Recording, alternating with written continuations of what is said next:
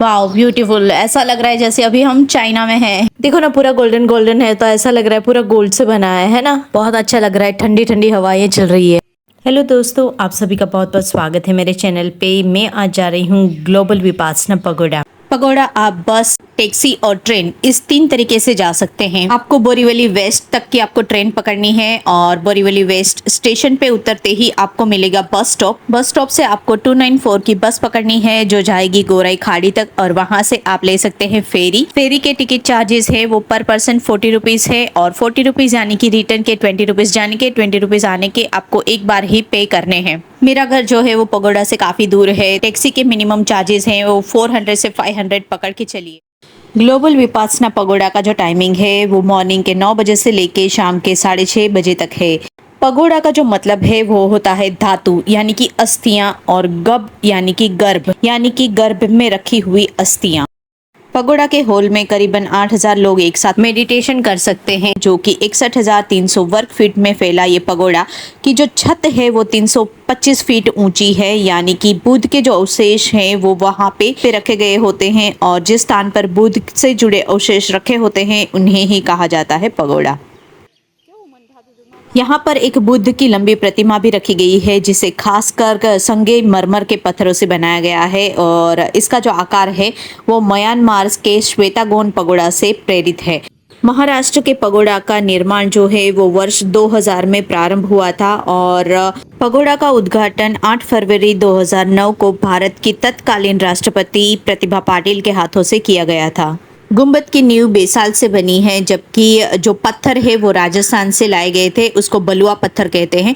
और ये जो पत्थर है वो 600-700 किलो के जो पत्थर रहते हैं, और इसकी जो ईंट जो होती है वो अनोखी पैटर्न सी होती है। इसके कारण जो एक ईंट है वो एक दूसरे से बनी रहती है, और इसके कारण जो गुंबद में जो बीच में जो थोड़ी थोड़ी से गैप बचते हैं उसको चूने से या फिर कोई अलग मोटार जो रहता है या चीज़ों जो रहती हैं उससे वो पूरा कवर किया जाता है। और इसी के कारण यहाँ पे एक भी पिलर नहीं लगा है इस गुंबद के अंदर। और पगोड़ा के शिखर को बड़े क्रिस्टल से बनाया गया है और इसको सोने से ढका गया है, लेकिन बाकी का जो पूरा पगोड़ा है उसको सोने के रंग से ढका हुआ है। पगोड़ा जो है रात के समय हजारों किलोमीटर दूर से भी दिखाई देता है। यहाँ पर एक घंटाघर है जो अभी आप सामने देख रहे हैं, वो घंटाघर है। उसके चारों ओर पिलर बने हैं और बीच में एक बड़ा सा घंटा है।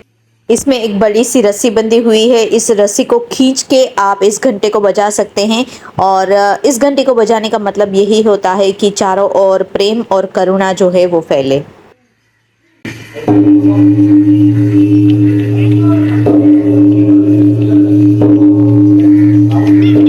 यहाँ पे बहुत सारे बोर्ड लगे हुए हैं। बुद्ध मूर्ति है, और इसके अलावा गोंग टावर है, अशोक स्तंभ है, एक गार्डन है, संग्रहालय है, पुस्तकालय है। इस पेगोड़ा के बाहर की ओर बहुत सारे पिलर लगे हुए थे, और पिलर के ऊपर ये नक्शी कारीगरी करी हुई थी, और देखने में बहुत ही शानदार लग रहा था। ऐसे लग रहा था कि जैसे कोई आप राजा महाराजा या फिर बहुत ही शानदार जगह पे आप आ गए हो। और इसके अलावा यहाँ पे बहुत सारे बुद्ध भगवान के जो थॉट्स है, विचार है, उनको लिखा गया था। इसको आप पढ़ सकते हैं। मतलब पूरा जो राउंड सर्कल में पेगोड़ा बना हुआ है, इसकी चारों ओर आप परिक्रमा कर सकते हैं, और उनके जो विचार है वो लिखे हुए हैं, उनको आप पढ़ सकते हैं। और इसके अंदर जो है वो ध्यान किया जाता है। तो मैं आपको अभी इसके अंदर ले जाने वाली हूँ, पेगोड़ा के अंदर।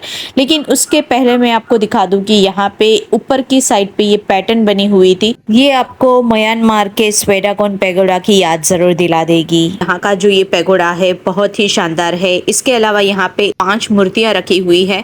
एक घूमता हुआ अशोक चक्र भी है। सारी चीजें आपको वीडियो में आगे दिखाई देंगी। फिलहाल हम जा रहे हैं इस पेगोड़ा के अंदर। तो यहाँ पे जाने के लिए आपको शूज़ या चप्पल जो भी पहने हैं उसको रिमूव करना पड़ता है बाहर, और आपका मोबाइल जो है वो साइलेंट पे रखना होता है, क्योंकि यहाँ पे कुछ भी आवाज़ नहीं चाहिए। और बच्चों को भी बोला जाता है कि आप बिल्कुल भी आवाज़ ना करिए। और यहाँ पे ये जो पूरा कांच लगा हुआ है बाहर की ओर, और इसके अंदर जो है ये जो लोग बैठे हुए हैं वो मेडिटेशन कर रहे हैं। और पूरे हॉल को दूर से आप देखोगे तो मतलब गुंबद के अंदर लाइट लगी हुई है इस तरह से, और बाहर की ओर कांच लगा है, जिसके कारण यहाँ पे जो हम आवाज़ कर रहे हैं, कुछ भी छोटी मोटी आवाज़, तो वो अंदर ना जाए। और इसके अंदर जो है वो 8,000 लोग एक साथ में मेडिटेशन कर सकते हैं।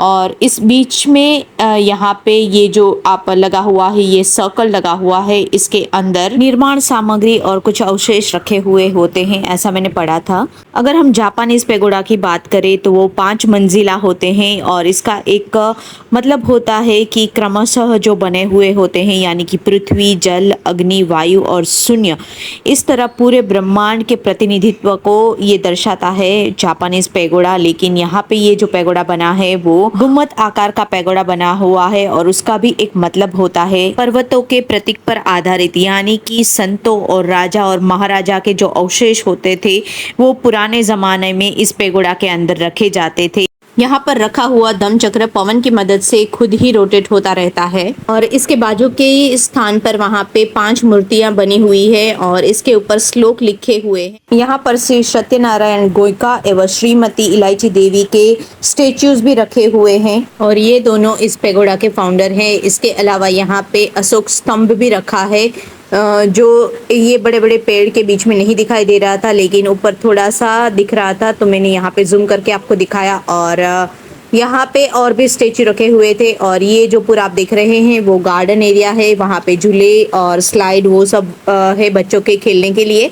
और अभी बारिश हो रही है और शाम के बज गए 6:30, यानी कि अभी हो जाएगा टाइम हमें चेकआउट करने का। लेकिन उससे पहले आपको जल्दी जल्दी बता देते हैं कि ये है गेट नंबर 2। तो यहाँ पे ऐसे टोटल 3 बड़े बड़े से गेट हैं जो आप देख रहे हैं। ये पूरा वुडन से बना हुआ है, इसके ऊपर नक्शी कारीगरी करी गई है। और ये जो गेट नंबर 2 और गेट नंबर 3 है, यहाँ से आप अंदर जा सकते हैं और इसके अंदर मेडिटेशन किया जाता है। और इस गुंबद में 3 गेट हैं और 2 गेट अभी फिलहाल खुले थे और बारिश का जो मौसम है तो यहाँ पे बारिश हो रही थी। अभी इतने बड़े गेट को देख के मैं खुद हैरान हो गई थी कि इतना बड़ा गेट है। और इसके एग्जैक्ट सामने है, यहाँ पे लिखा था गुरुजी निवास, यानी कि यहाँ पे इनके गुरु वगैरह रहते होंगे। और इसके अलावा शिष्यों के लिए रहने के लिए और पढ़ने के लिए विद्यापीठ जो कहते हैं उसके लिए अलग से एक स्थान बना हुआ है। वहाँ पे 108 कमरे हैं जहाँ पे लोग रहते हैं और यहाँ पे मेडिटेशन करते हैं। बाहर के शहरों से जब लोग यहाँ पे विजिट करने आते हैं तो यहाँ पे अंदर की साइड पे रहने के लिए कोई सुविधा नहीं है, लेकिन यहाँ से 4-5 किलोमीटर की दूरी पे रेस्टोरेंट यहाँ पे अवेलेबल है जहाँ पे आप रह सकते हैं। अभी 6:30 बजने वाले थे, मतलब यहाँ का जो टाइमिंग है वो 6:30 तक ही है। मिनिमम 7 बजे तक आप रुक सकते हैं, उसके बाद ये बंद हो जाता है। ये जो सामने देख रहे हैं ये पेगोडा का मेन गेट है, यहाँ से आप एंटर करते हैं और इसके बाद सारी सीढ़ियाँ हैं और सीढ़ियाँ चढ़ने के बाद आप पेगोडा देखेंगे और पेगोडा के अंदर जा सकते हैं। कुछ इस तरह से है। और जैसे ही आप इस गेट के अंदर एंटर करते हैं, आपको 2 साइड पे सीढ़ियाँ हैं, तो आप जब घर जाते हैं वापस, वो टाइम पे आप इस आर्ट गैलरी को विजिट कर सकते हैं। यहाँ पे बहुत सारी चीज़ें रखी हुई थी, किचन है या फिर पोस्टर है या फिर बैग हो गया। इसके अलावा छोटी मोटी सारी घर की जो कटलेरी वगैरह सब रहता है वो सारी चीज़ें थी। तो एकदम छोटी सी आर्ट गैलरी है, लेकिन बहुत सारी चीज़ें यहाँ पे रखी हुई है और चीज़ें जो है वो काफ़ी ज़्यादा एक्सपेंसिव लगी मुझे। ये सारी चीज़ें जो है आप देख सकते हैं, ये सारी की सारी चीज़ें यहाँ पे रखी हुई थी और आप चाहे तो इसको खरीद सकते हैं। और जैसे ही हम लोग रोड साइड बाहर निकले तो ये एक छोटे सा, मतलब एकदम बहुत ही छोटा कैफ़े जैसा था जहाँ पे आप चाय वगैरह पी सकते हैं। और ये है मेन गेट पगोड़ा का, बहुत ही सुंदर है, बहुत बहुत सुंदर है। और बीच में जो आप देख रहे हैं ये पेगोड़ा है। यहाँ पे एंट्री करने के बाद आपको सीढ़ियाँ चढ़नी है और जो पेगोड़ा है वो हाइट पे बना हुआ है, ज़मीन पे नहीं बना हुआ है। और अब हम जाएंगे घर और घर जाने के लिए हम जाने वाले हैं फेरी से। तो पेगोड़ा से राइट साइड पे ये एक रोड जाता है और रोड पे सीधा सीधा चले जाएंगे आप, तो फिर आपको मतलब 2 से 3 किलोमीटर आपको चलना है। इस रोड पे कोई नहीं था हमारे अलावा, तो हमें थोड़ा डर भी लग रहा था कि जाए या ना जाए, लेकिन हमें एक आदमी जो सामने मिले उनको हमने पूछा और उन्होंने बताया थोड़ा आगे है, और जाने के बाद ये एक गार्डन दिखा और गार्डन के अंदर ही टिकट एरिया है, वहाँ से हमने टिकट लिया और टिकट लेने के बाद यहाँ पे ये जो सामने बोट दिख रही है इस वो हमें लेके जाएगी बोरीवली वेस्ट तक। तो ये जो आप देख रहे हैं ये गोराई की खाड़ी है और यहाँ पे आसपास में ही है एसएल वर्ल्ड, तो आप चाहे तो एसएल वर्ल्ड भी जा सकते हैं, लेकिन आपको फुल प्लान बनाना पड़ेगा कि कैसे आपको जाना है, क्योंकि एक ही दिन में सारी चीज़ें जो है वो कवर नहीं हो सकती है। बच्चों को बड़ा क्रेज रहता है कि बोट में जाना है, और निर्भय आज थक गया था लेकिन फिर भी थोड़ा बहुत एंजॉय कर रहा था कि हाँ हम बोट में हैं आज। बोट में से हमें पगोड़ा का शाम का व्यू जो है कुछ इस तरह का दिख रहा था। हम बोट में बैठकर पहुंच गए अब बोरीवली वेस्ट में, और लेफ्ट साइड पे जो बोट दिख रही है उसके अंदर है बहुत सारे बाइक, यानी कि लोग अपनी बाइक को इस बोट में लेकर जाते हैं और वहाँ से अपनी बाइक से ही लोग घूमते हैं सारे एरिया के अंदर। तो इस तरह से भी आप जा सकते हैं। और यहाँ पे ये वीडियो होता है ख़त्म, और मिलते हैं नेक्स्ट वीडियो में। आई होप कि आपको वीडियो में बहुत मज़ा आया होगा। अगर आपको मेरे वीडियोस अच्छे लग रहे हैं तो प्लीज़ मुझे फॉलो करें और सब्सक्राइब करें और वीडियो को शेयर ज़रूर करें। मिलते हैं एक नई वीडियो में, तब तक के लिए take care and bye bye.